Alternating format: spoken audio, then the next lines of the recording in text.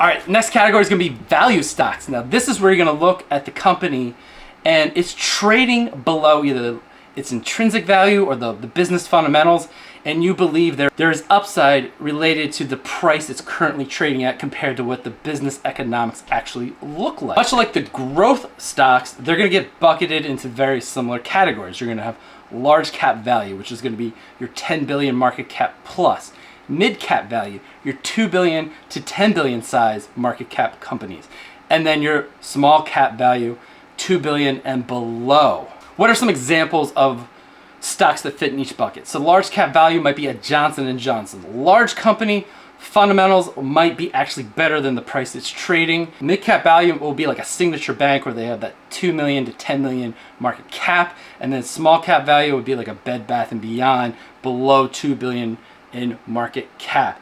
And again, with the value stocks, you're thinking there is some upside built into the stock because it's trading below its business fundamentals. That's the concept behind value stock. Now value stocks, the risk level is going to be very similar to a growth. It's going to be that medium to high risk.